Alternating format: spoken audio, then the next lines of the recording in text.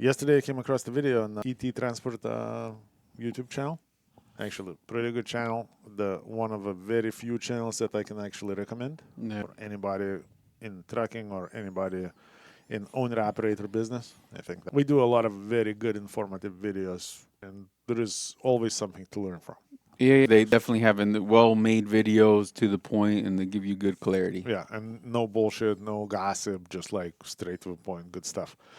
So yesterday we talked about, I don't know if that video came out yesterday, but I came across that yesterday.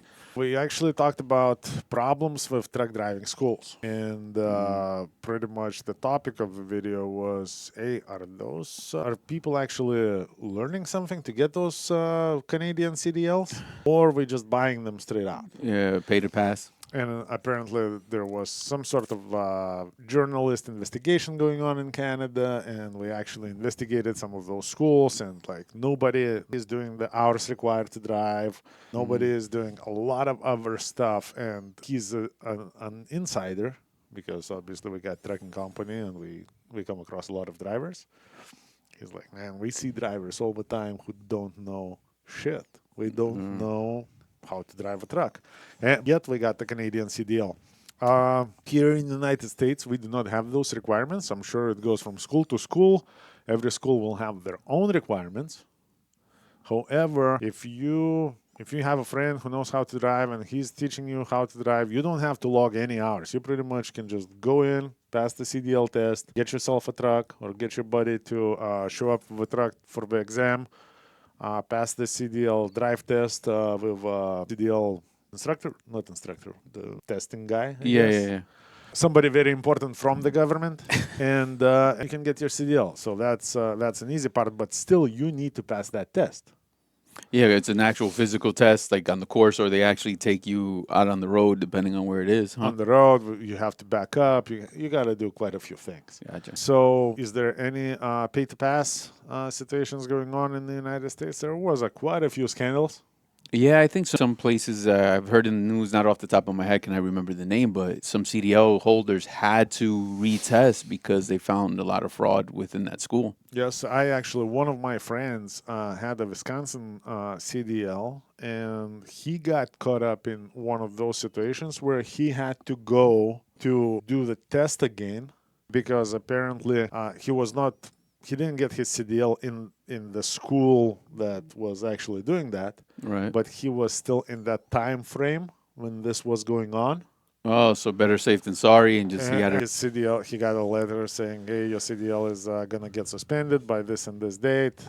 We need you to schedule the test and show up for a test. And he did that, and obviously he passed. But that's just one of those scenarios. So today we're gonna spill a little bit more shit on CDL schools, on government. Also, I would say a little bit of shit onto our own community trucking because I feel it's sick. It's a little sick. Yeah, it gets damaging. Like I think this pay to pass stuff. Like, are you really teaching anybody the business, and how successful are they going to be? I mean, people are thinking that the win is you get this license without a real understanding of potential outcomes when shit goes wrong. Yes, and then it gets pushed even further through the online gossip, and now you got a lot of people, and some of that's disturbing. We seen drivers, 10 years in the industry, doesn't know the basics of hours of service. No, yeah, because you know, and it's kind of crazy. Well, I get tons of calls, right, and a lot of them are going to be like the guys that just finished school. They're looking for a home and where to go work. And, you know, they were sold the dream and they got their CDL on their own. They paid for it and all of that. And then all of a sudden they get smacked in the face that it's actually not so easy to find employment. They're actually, a lot of companies are like, nah, man, like you did it on your own. We have our own school. Like you got to recertify in a couple things and kind of go through our process and our system. Because again, they don't know what he did or what he understands to get that CDL, even though he paid for it. Yeah, I think that's a real deal because again, like I've seen some drivers to show up with 2 years verifiable experience on the CDL, verifiable, can't back up. Yeah.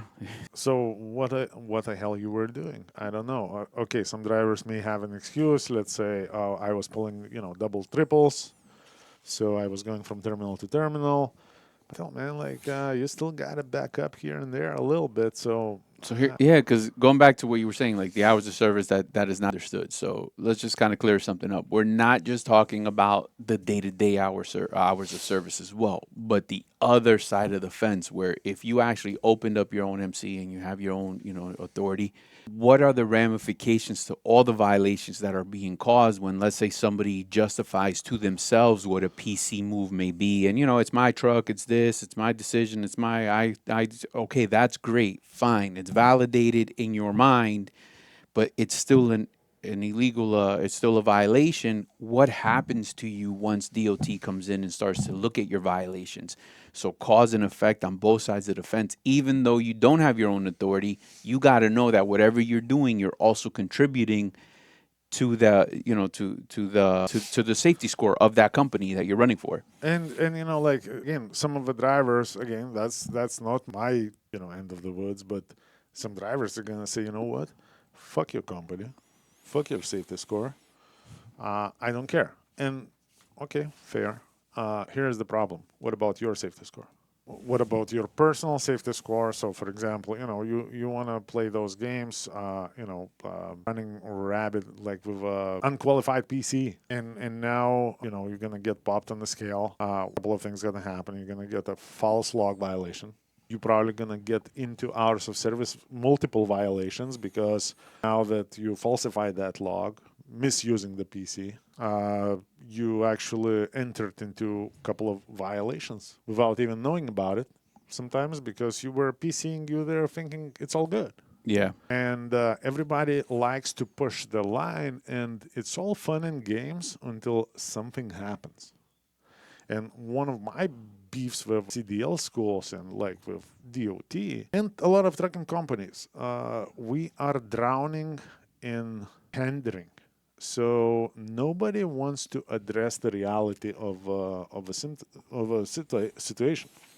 So, for example, the driver is misusing PC all the time, right? Now everybody acts like it's not a big deal.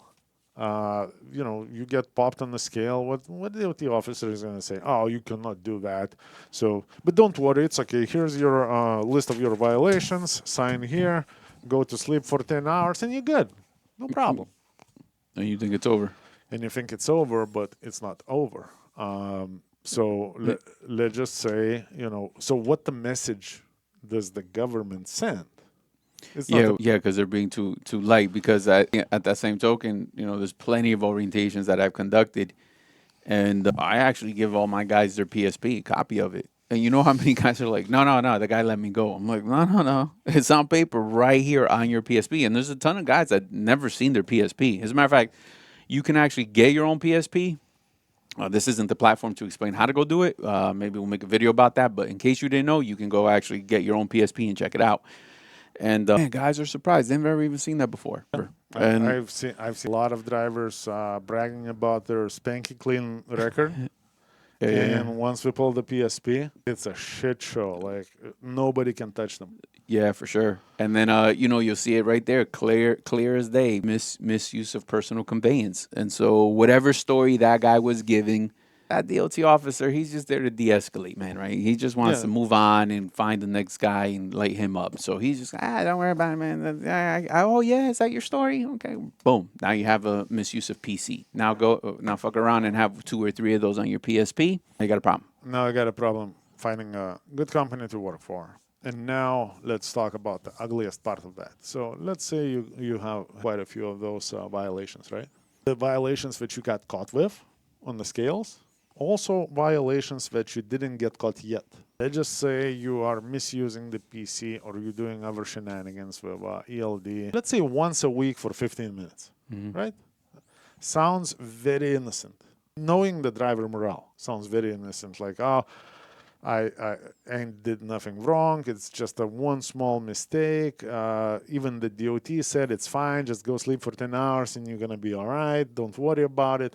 Why do we say that? Because we covered their ass. We put you to sleep for 10 hours. And now if you're going to go out after 10 hours of sleep and kill somebody, we don't care. We did what we were supposed to do. It's not on them at that point. Now, let's just say you have an accident, but you're not at fault. Let's say you're sitting there at the red light, nice and pretty, waiting for a green light to come up, and somebody rear-ends you. A four-wheeler, some crazy guy on crack cocaine, Hits you. drunk, while speeding, just rear-ended you. Now, have you seen those billboards, got hit by a truck, call us? Well, it goes both ways. You don't necessarily have to hit them. We can hit you too. And now all these things, that the driver was high on crack cocaine, that the guy was also drunk at the same time, that the guy was speeding, he was in a stolen car with no insurance and no driver license. Yeah, but you should have never been there. Now it all goes, you should have never been there. And now the best case scenario is, civil lawsuit. Again, gonna destroy your life, leave you homeless for the rest of your life, gonna destroy the company that you work for. Because the first thing that these lawyers gonna ask for, we need 6 months hours of service records. And now in the court, let's say during that incident you were spanking clean, you just were on the first load after your reset. We're gonna look at all those little infractions and violations that you did in the last 6 months. And how many is too many, you think? Yeah, it's gonna. All it takes is one because like let me tell you, to Mike's point, they're also gonna look at all your hiring paperwork. So if that PSP that we're talking about has it's 2 pages long, infractions on the motor vehicle record, whatever it is, that's negligent hiring. So not only should you have never been at that corner, you probably should have never been at the company. So now everybody's getting dragged into that. So when you don't understand why you got 0 points on your motor vehicle record and they're not hiring you because of they're like too many infractions and you don't understand, it's whatever's on that PSP. Nobody wants to sit in court and say why this was a good idea to hire this guy because they're going to light you up. Yes, and government plays tricky games because we're not just gonna every time suspend your license. You have to be really, really crazy to get your license suspended.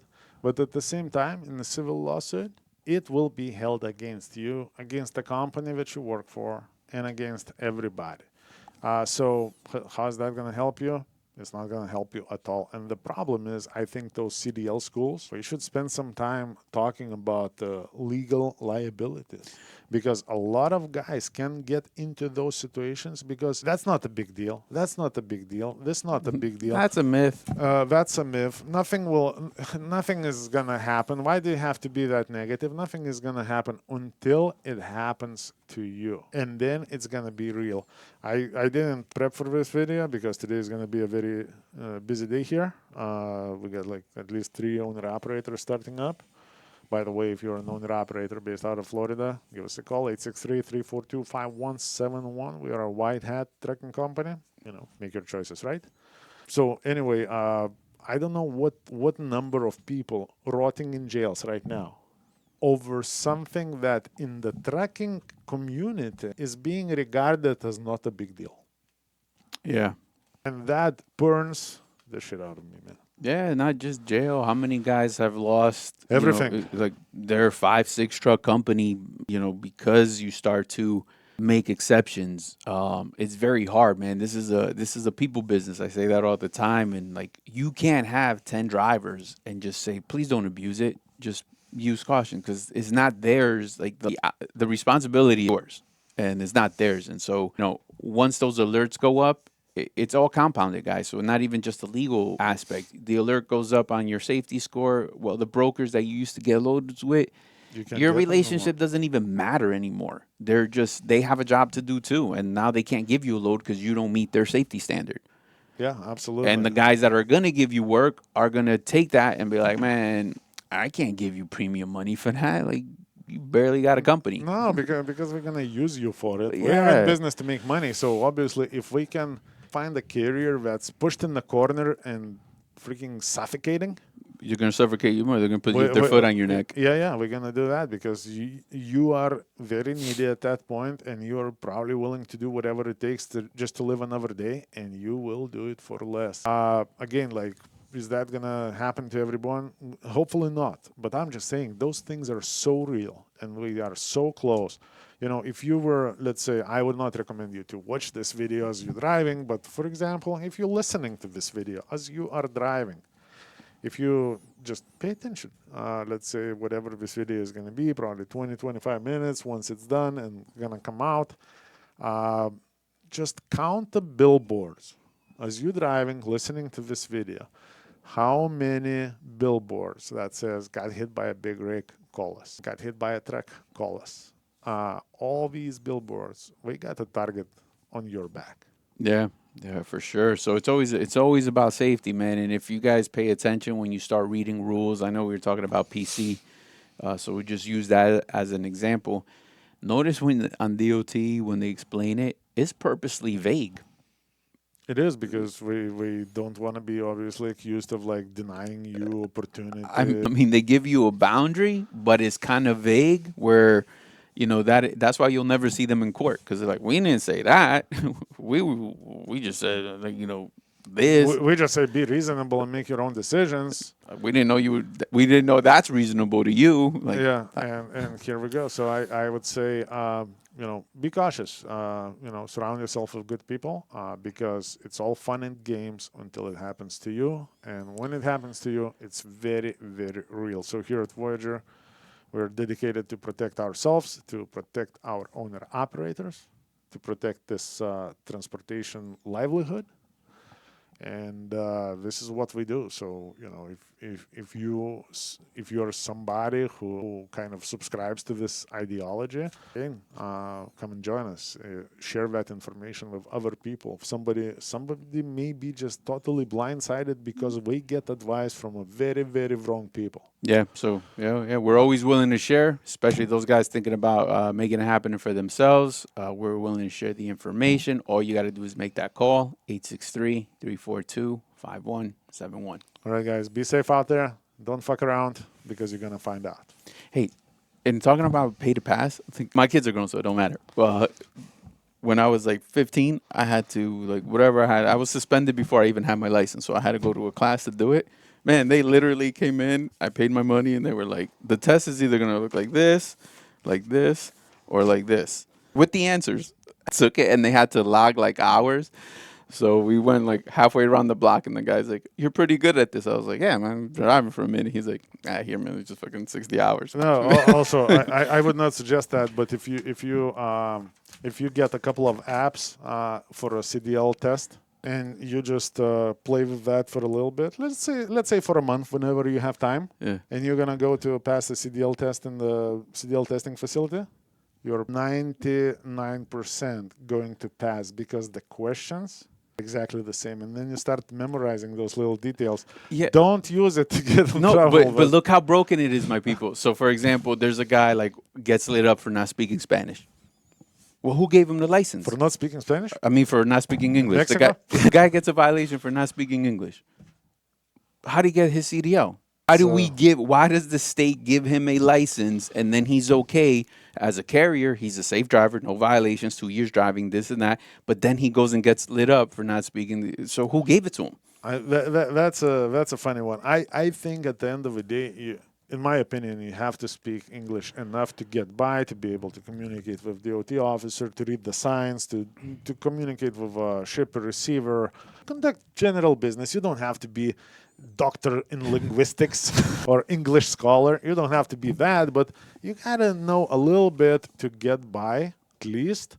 So I don't know. That could be. You know what? I think most of those violations, when we talk about driver is unable to speak English, that comes from ignorance of driver, because he's not even trying. No DOT officer. If you're gonna go on the scale, and let's say you're a Spanish speaker, right, and you're gonna be just handing the phone to the DOT officer with your dispatcher, most DOT officers is gonna get the fuck out of that. I'm not gonna talk. I'm not here with this guy. I'm here with you, and believe it or not, most drivers, even the ones that has very, very broken English, if we only use it and we only try, we we're gonna be able to communicate. Man, I never seen a driver even here through all these years and hundreds of people passing by. I never seen the guy that I cannot communicate at least a little bit. Yeah, yeah. But again, it all comes down to guys the vagueness that I was talking about. So if the guy's supposed to speak English, Make it a standard. why are Yeah, you giving him a CDL? yeah, And why aren't they in court with you helping you pay that ticket? yeah. I agree. So I totally agree. So guys, stay in the know. Be safe out there. Don't fuck around. And we'll talk to you on the next video.